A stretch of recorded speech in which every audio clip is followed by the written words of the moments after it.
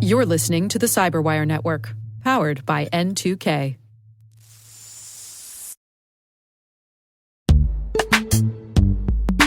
And now, a word from our sponsor, SpyCloud, the cybercrime analytics leader.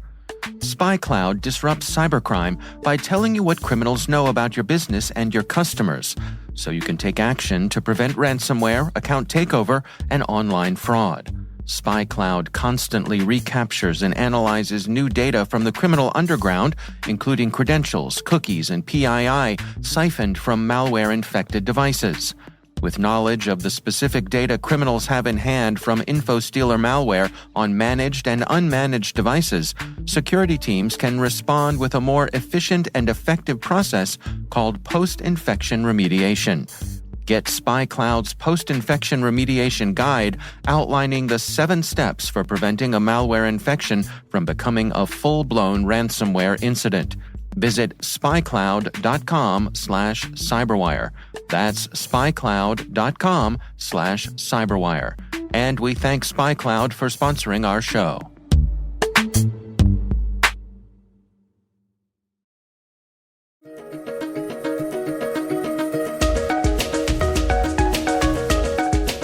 Hello, everyone, and welcome to the CyberWire's Research Saturday. I'm Dave Bittner, and this is our weekly conversation with researchers and analysts tracking down the threats and vulnerabilities, solving some of the hard problems of protecting ourselves in a rapidly evolving cyberspace. Thanks for joining us.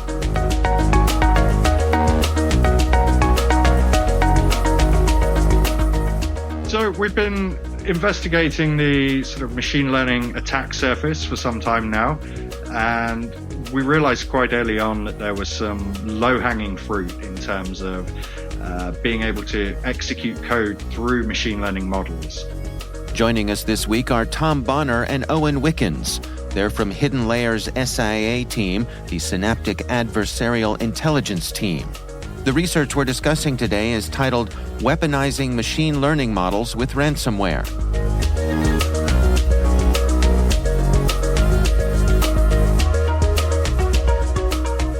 As part of that, we were looking at ways in which malware could be deployed through models, and That's Tom Bonner. So I think it's probably good to preface it with the fact that we ML is being used in like nearly every vertical these days. That's Eoin Wickens. I think there was a recent survey that surveyed CEOs, and they said about 86% of them had said that ML is part of their critical business function.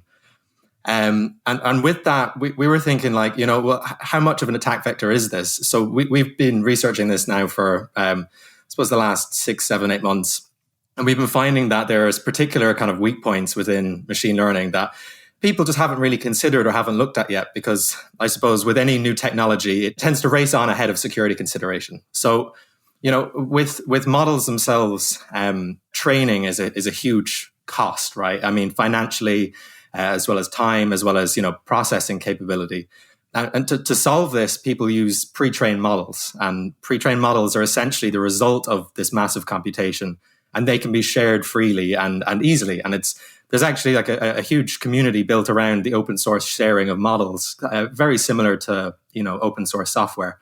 But with that has kind of come a little bit of, I suppose, lax scrutiny in that models can be hijacked and code can be inserted in them. And I suppose that's kind of where we are with the research that we put out, in that we're trying to really shine the light on the fact that these models can be abused so readily and have been able to be abused for so long. Well, Tom, let's go through this together then. Take us through step by step. I mean, how did you go about this exploration here? So the first thing we looked at was a very popular machine learning library called PyTorch. It's used for quite a lot of text generation models, image classifiers, things like that. And under the hood, it's storing its data using a format called Pickle. This is part of the Python library for serializing data. Now, unfortunately, there's been a big red warning box in the Pickle documentation for probably about the last 10 years saying, do not use this if you do not trust the source of the data. because you can embed executable code in a pickle file. Now, I think we'd known about this for quite some time, but we just sort of wanted to take it to its logical extreme, if you will. So we looked at ways of abusing the pickle file format to execute arbitrary code. And also, we looked at ways in which we could then embed and hide the malware in a model as well. So we ended up using an old technique called steganography for sort of embedding secret messages into other kind of plain text messages would be the original form. Now, in this case, we actually targeted what are called the weights and biases in a model. So perhaps more colloquially known as neurons. And by targeting the neurons in the model, we were able to change them very slightly and embed a malicious payload in there in such a way that wouldn't really affect the efficacy of the machine learning model at all. And then using Pickle to execute arbitrary code, when the model is loaded, we can reconstruct the malware payload from the neurons and execute it. So what this means is that the model itself, it looks as normal, really. It loads and runs as normal. But when it is loaded up on a data scientist system or up in the cloud, wherever you're deploying this pre-trained model, it's going to automatically execute malware upon load. Now, what is the normal amount of scrutiny that a model like this would get from a security point of view? I mean, if someone is using this, is deploying it, to what degree do they trust it out of the box?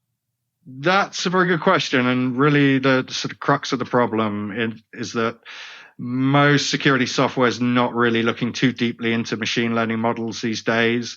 There are a lot of what are called model zoos, which are online repositories where people can share their pre-trained models, places like Hugging Face or TensorFlow Hub. And I think data scientists are quite used to just downloading a model, loading it up on their machine, loading it up on a sort of cloud or AWS instance, without really doing any sort of security checks to see if it's been tampered with or subverted in a malicious manner. So, yeah, really, this is why we took things to such an extreme, was to highlight that malicious code can quite easily be embedded in these things and, automatically executed when you load them.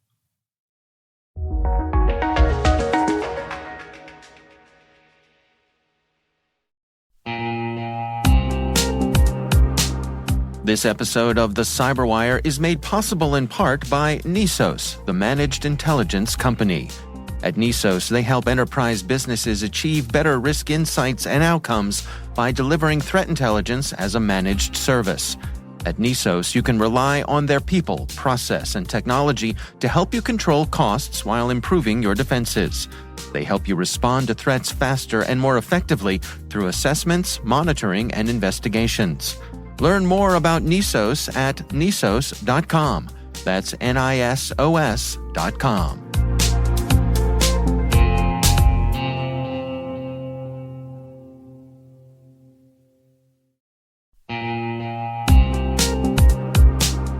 And now, a word from our sponsor, CrowdSec.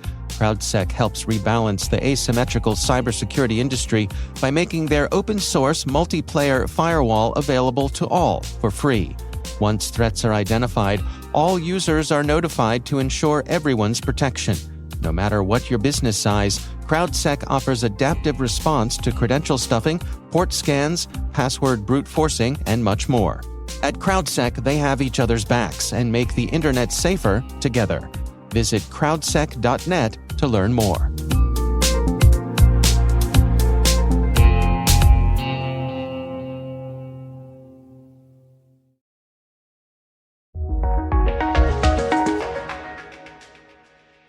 Oh, and we've seen this sort of thing on GitHub as a supply chain issue where, somebody can have a repository there, something gets changed, people are relying on it, and the malicious change makes its way into people's production pipeline. Is this the same sort of thing you're imagining here, where someone would surreptitiously insert something into one of these models and it goes undetected? Yeah, absolutely. I think it's very similar to your traditional supply chain attack, and I suppose the limitations of such an attack are really up to the imagination of the attacker. This can spread out to be an initial access point. It could spread to be a source of lateral movement. You could deploy other malware, have a remote backdoor for repeat access into the environment. And I think what makes these attacks kind of a little bit not more dangerous than traditional attacks, but just as is that often with models you'll have a lot of access to training data, and that training data may contain personal identifiable information, or it may they'll also have access to the model binary themselves or other models that have been trained within the environment. And in that instance, if you've been training a model for the last couple of months and has had a lot of your sensitive data go into it, if that gets stolen, that could be a huge financial cost, as well as quite a large, I suppose, losing your advantage really against other companies if that's taken. And obviously, there's the potential for things to be ransomed back as well. And basically following the kind of more traditional cybersecurity attack format that we've seen in the past. And I would just add to that as well that there's very little in terms of sort of integrity checking or signing around models. So yeah, from a supply chain perspective, it's pretty scary. It would be very easy for an attacker to subvert a model, and a reputable vendor could end up distributing it downstream to their clients, and nobody would really be able to know or tell at the moment. And what degree of technical proficiency or sophistication would be required to have the skills to be able to do something like what you all have outlined here in your research? It's actually quite low. So the technical skills required, I would say right now, this is pretty much in the domain of script kiddies to be able to pull off. We released some tooling to do this, but we're by no means the first. There are others who've released tools for targeting the pickle file format, for performing steganography on neural networks and ML models. So really, it's just a case of stringing together the right commands these days and inserting your malicious payload. It's not an awful lot of skill for an attacker. And Eoin, in terms of detecting this, are there tools that will do this, or techniques that you all can recommend? There is. There's been research into securing the pickle file format in the past because it's inherently vulnerable. One of those is Fickling by Trail of Bits. They've put in very good work really into detecting abuse of pickle files. But there's also a whole host of other ways that can be abused, that pickles can be abused as well, and that can potentially be another major pitfall. So I suppose it would be silly of me to pass up the opportunity to say that that's something that we do look at inside HiddenLayer is a way of scanning models and verifying integrity of them to ensure that they're not housing malicious payloads and such. But other than that, it's not been extremely explored within the industry as far as automated ways go, outside of tools such as Fickling. Tom, are you aware of this sort of thing being exploited in the wild? Have we seen any examples of this? We're just starting to uncover, sort of in the wild attacks using these techniques. Just recently, we've started to see common tools, things like Cobalt Strike, Metasploit, leveraging pickle file formats to execute code. Again, going back to the fact that a lot of antivirus and EDR solutions aren't really monitoring pickle, Python, and things like that very closely. We've seen a new framework recently as well called Mythic, and that allows to craft pickle payloads that will automatically execute, say, shell code or a known binary. And from there, you can load up a C2 or some sort of initial access or initial compromise malware. So what are your recommendations then? I mean, for folks who may be concerned about this, what sort of things can they put in place to protect themselves?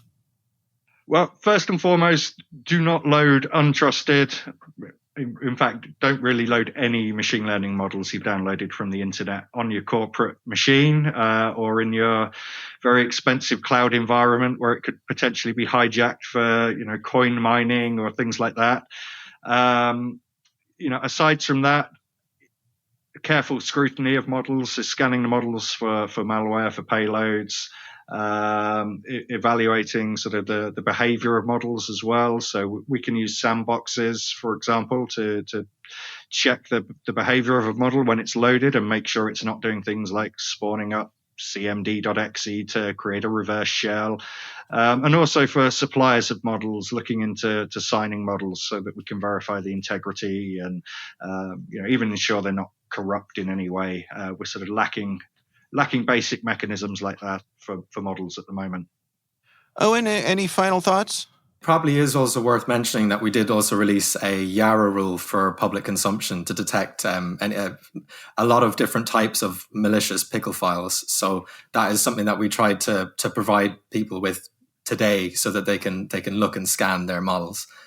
Tom also touched on a really interesting point there, the use of coin miners within production cloud computing environments. I mean, if there's one thing those have access to, it's vast amounts of GPU computational power. And you can imagine with a lot of traditional attacks, you'd see coin miners accidentally ending up as an initial stage in victim environments. And you can imagine now if they so happen to get into a massive SageMaker instance or something like that, how much illicit fortune could be made.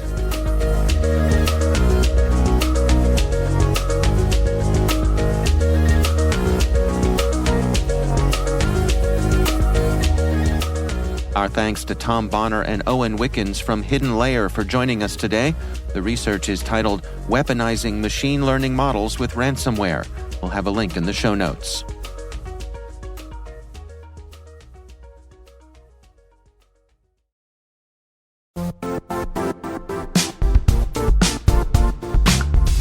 Arm your team with the latest news and trends in the evolving cybersecurity landscape with CyberWire Pro Enterprise.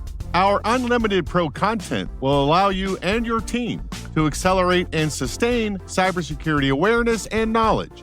Get access to searchable and accessible news in cybersecurity, business, policy, privacy, disinformation, and more. Find out about our education and military discounts by inquiring at thecyberwire.com/pro.